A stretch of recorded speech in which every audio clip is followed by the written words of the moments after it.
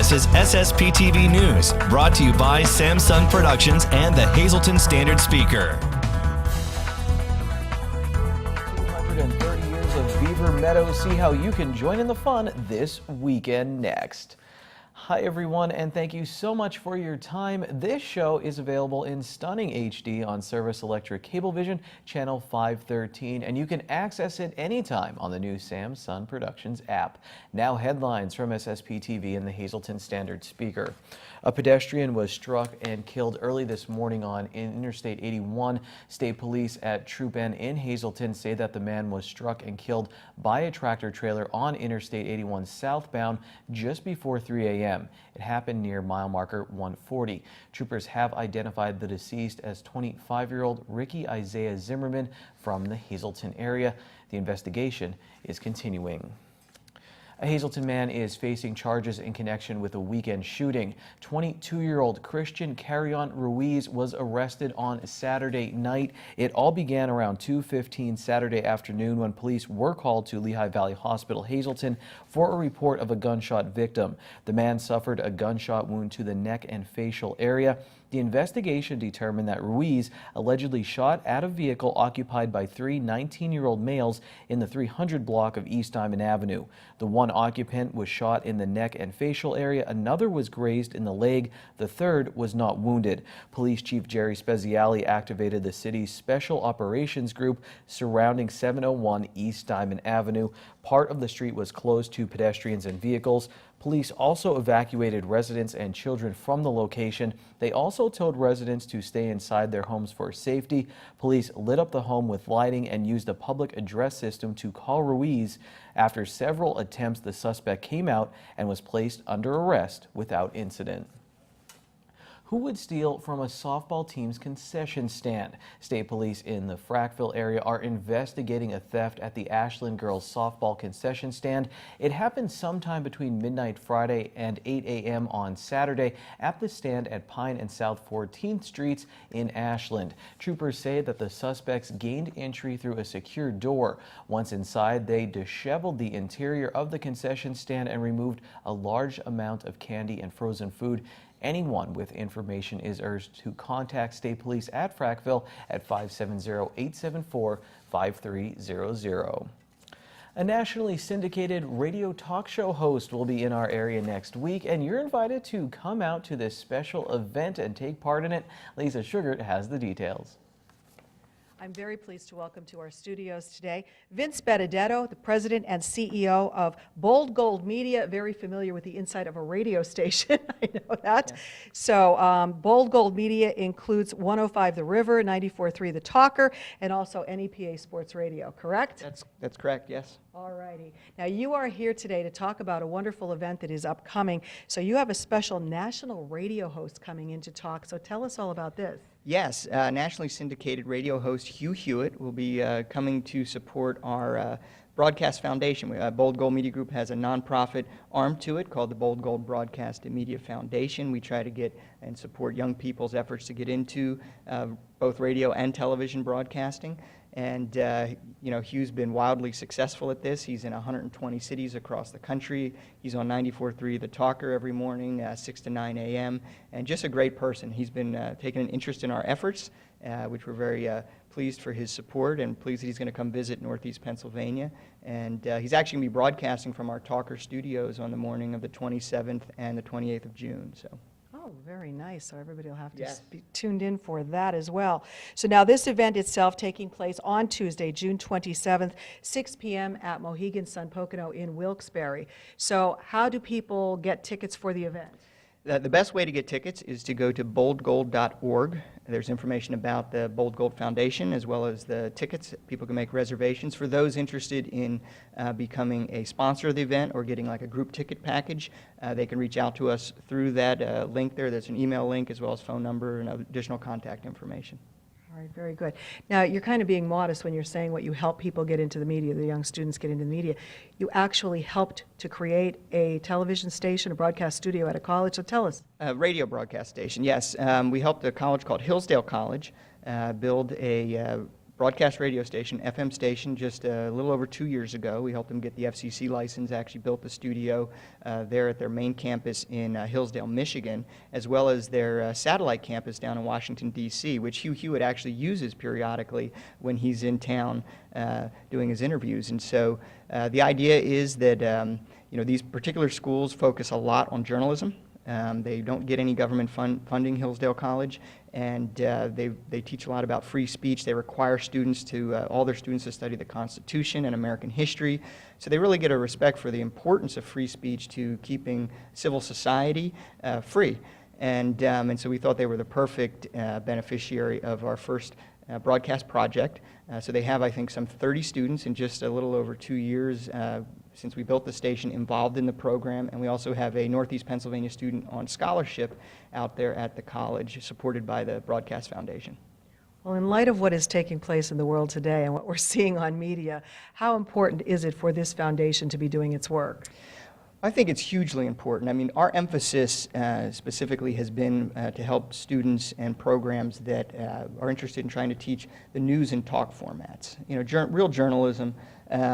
There's a lot of people interested in radio broadcasting who want to get involved in music formats, and those are wonderful and very important, but the news and talk formats take an additional discipline, and the programs sometimes aren't tailored as much for that, and they take a lot more training and I think a longer term commitment from the student and the people that support those programs. And so I learned a lot about these formats within Bold Gold because we have some of them, and really the purpose is to try to create the next generation's Hugh Hewitts.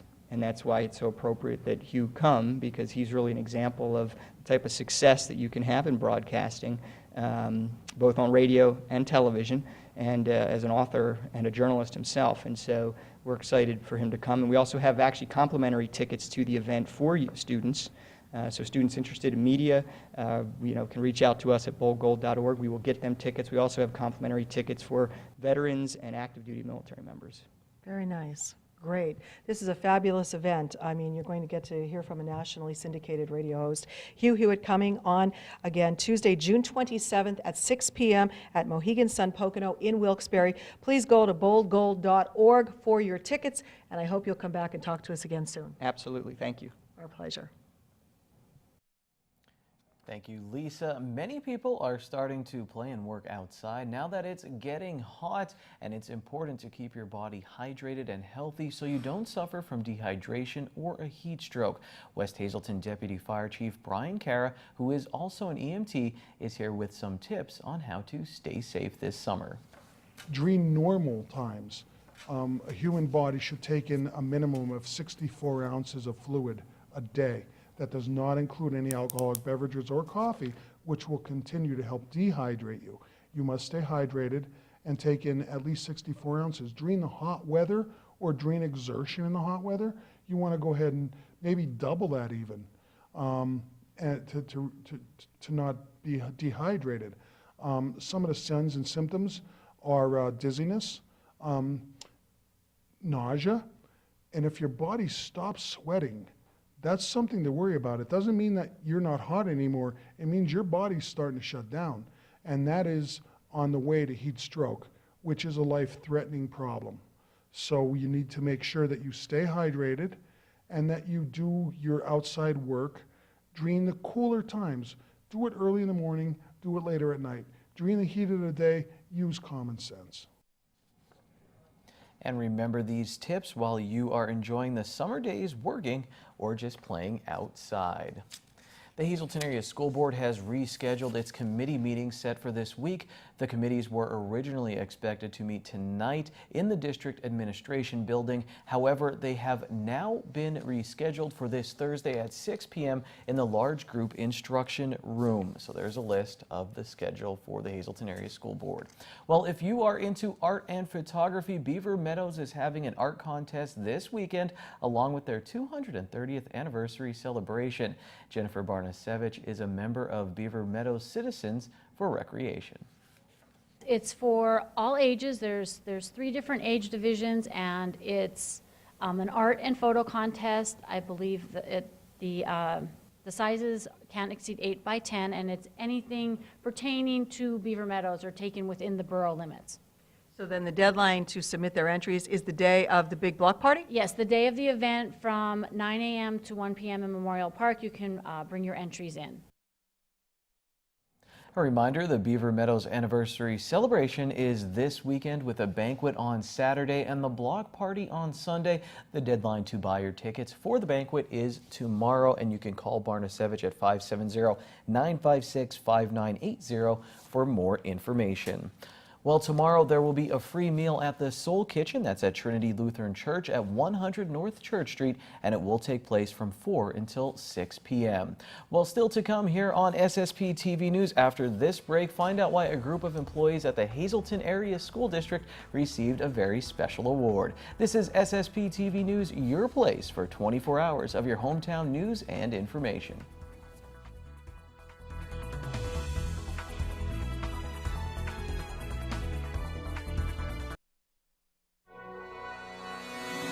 This is SSPTV News, brought to you by Samsung Productions and the Hazleton Standard Speaker. I'm very pleased to welcome to our studios today two lovely ladies. To my right is Terry Redwinski. She is the president of the HAESPA, that's the Hazleton Area Education Support Professionals Association. And also Virginia Cowley is the UNISERV representative for the PSEA, that's the Pennsylvania State Education Association. Here to talk about a wonderful award for the local support staff in the Hazleton area that was presented recently for their community service. Terry, I'm going to start with you, first of all, the HAESPA. Tell us what this organization is all about, who's included in it, and then like the good works that you guys do. Okay, the Hazleton Area Education Support Professionals are the secretaries, the paraprofessionals, the bilingual liaisons, and the food service workers in the Hazleton Area School District. And there's 315 of us, and we try to do things for the community and for our students. For example, we did a drive where we purchased 500 hats and gloves for students this winter that maybe wouldn't have a warm hat, a warm pair of gloves. We sent blankets overseas so that our servicemen can have a warm blanket from home if they're injured when they're transported, so that they feel the love from the community going out to them. And we also, our latest community effort was to support the homeless shelter that recently opened in the area. So we had a dinner to celebrate support staff, and we had over 100 blankets, 200 pairs of socks, and a monetary donation of over $1,000 from the people that were attending the dinner and within our unit to just help out our community. Now, this is in addition to the work that they have to do as part of their regular jobs, which is busy in itself. So, Virginia, how amazed are you at the work that these people do as part of, you know, that they don't have to do this, but they want to help the community? I am amazed every day at what they do. They have the most challenging jobs in the district. They are there every day with our children right in the front lines. I mean, they're feeding them, they're caring for them, they're nurturing them. It really is remarkable to me. And they do this at a bargain rate, I might say. So for them to then say, let's go a little further, what more can we do? What can we do as a group? Because we all know they reach into their pocket and they give kids lunch money and they do things for individual kids that they see needs some help. But to get together as a group and to have a concerted effort to say, let's do hats and gloves, let's do blankets for the military, let's do blankets and socks for the homeless. That was what was kind of the tip the scale in me nominating them for the award that you're going to talk about that they did ultimately get. To me, I was so impressed. There was a little over 100 people at this meeting, at this dinner, and the table was just overloaded with blankets and socks, and then to say that they also gave money, it is truly impressive. I mean, I'm proud to be part of them. I'm proud to represent them every day. I'm proud. You know, it really is remarkable. Well, you nominated them, as you said, and then when they won, what was your reaction? I was thrilled that they won. It's so great that they were acknowledged for the work that they do, because what we don't realize and what people don't realize is that the support staff of your school district is right from your community. They're the people that live down the street. They're the people that you see in church. They're the people that you see in the grocery store. They are right there. They're there with your kids. They see your kids more than you do during the day, and they're so giving, and it's really amazing to me that they just never stop caring. Terry, you have the award with us here today. So what went through everybody's mind when they heard that they won? They were actually pretty surprised because we don't do it for the recognition. We do it because we truly care about the students that we work with, and we truly care about our communities as well. How nice is that? Very well deserved. Seeing the good works done here in the Hazleton Area School District and the special recognition that is well deserved for it. Time now for weather on SSPTV News.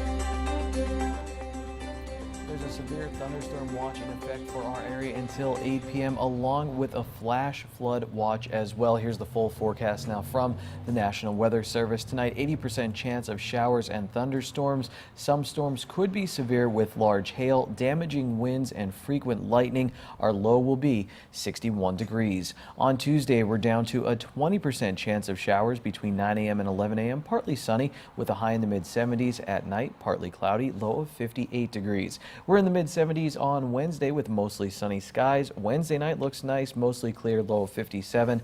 Thursday, mostly sunny, high of 78. Thursday night, 30% chance of showers after 9 p.m., mostly cloudy, low of 62. And then on Friday, a 50% chance of showers, maybe a thunderstorm, mostly cloudy, high of 79. Friday night, 50% chance of showers and thunderstorms, mostly cloudy, low of 63 degrees. Tonight's weather is brought to you by Valley High Food Drive-In, the area's oldest ice cream and fast food restaurant. We're open weekdays 3:30 to 10 p.m. Stop by for our ice cream and yogurt, now featuring fat-free, no sugar-added soft frozen yogurt with flavors like vanilla, strawberry, and strawberries and cream. We also have burgers, hot dogs, fries, and much more. That's Valley High, Route 93 in West Hazleton, and like us on Facebook. Here's your green screen tonight. Your midday winning lottery numbers. Your wild number is 3, pick 290. Pick 3 numbers 505. Your pick 4 numbers 5471 and pick 588307. Sports is next. We have Ron Marchetti, plus we'll talk about another state championship for one of our area teams.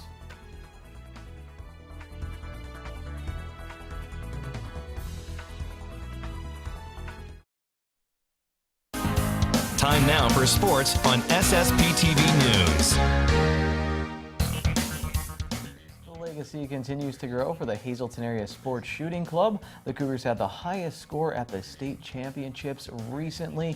In this photo, we have head coach Joe Gans, Thomas Fusile, Megan Darrow, Brock Kroll, Justin Mateo, and Brian Soroka. The varsity team of Soroka, Darrow, and Mateo, they finished first in the varsity division. Mateo was the top male shooter at the competition, and Darrow was the top female. The state competition was held at the Generation Skeet Club near Patton, Pennsylvania.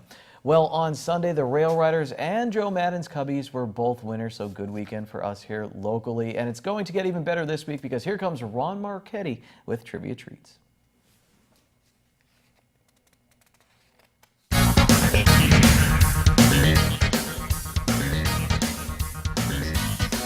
On this day, 7 years ago, in 2010, the Lakers overcame a 12-point deficit to defeat the Celtics 83-79 in Game 7 of the NBA Finals at the Staples Center in LA. Hi, everybody. This is Trivia Treats. It was the 16th NBA title for the Lakers, one shy of the Celtics record of 17. It also was the 11th championship for Phil Jackson, a league high for a coach. Switching to baseball, 43 years ago, on the day after tomorrow, in 1975, in a devastating display of power, Red Sox rookie center fielder Fred Lynn drove in 10 runs during a 15-1 rout over the the Tigers at Tiger Stadium. Lynn belted a 2-run homer in the first inning, a 3-run homer in the second, a 2-run triple in the third, a single in the eighth, and a 3-run dinger in the ninth. That made Lynn the American League Rookie of the Year and MVP. The year again, 1975. Okay, let's have a little fun. A trivia question for our viewers. So listen up. Everybody, please. Let's get in on this. This is an easy question, but a tough answer. 90% of our audience will be wrong, or they just won't know. Here's the question. Listen up. Who became the first American League shortstop to hit 3 home runs in one game? Who became the first American League shortstop to hit 3 homers in one game? Here's your first hint. It happened in 1980. I can see that you still need more help. So here's hint number 2. He only hit 5 home runs in 1980, but 3 were in one game. Mother of God, who was it? Answer. The California Angels snapped a 9-game losing streak on this day in 1980 by collecting 26 hits during a 20-2 clobbering of the Red Sox at Fenway Park. It happened right here. Standing 5'5", that hint would have gave it away. Shortstop Freddie Patek was the unexpected hero with 3 home runs, a double, 7 RBIs, and 4 runs scored in 6 at-bats. Patek only hit 5 dingers in 273 at-bats in 1980 and just 41 in 5,530 career at-bats from 1968 through 1981. He became only the 2nd shortstop in Major League history, the 1st in the American League, to belt 3 homers in one game, following Ernie Banks in 1955. Barry Larkin became the 3rd shortstop to do it in 1991. Till Friday, be a good sport and stay loose. Good evening, everyone. Here's today's Talk of the Town. Kindergarten registration in the Hazleton Area School District for the 2017-2018 school year will be held in the appropriate school by appointment only on the days listed below. Appointments can be made by calling 570-459-3111, extension 3000. The Diocese of Scranton is hosting a family movie night to raise money for the Catholic schools system. The movie being shown will be Cars 3 at the Circle Drive-In in Dixon City on Wednesday, June 21st, with gates opening at 7 p.m. and the showtime at 8:45 p.m. This event is open to the public and the cost is $10 per car. If anyone has any questions, you can call the number on your screen. And that's today's Talk of the Town. SSPTV News would like to send our sincere condolences to the family and friends of these recently departed. Martin S. Aiello, Hazleton. Arrangements are under the direction of the Joseph B. Conahan Funeral Home. Norman E. Robinson, Hazleton.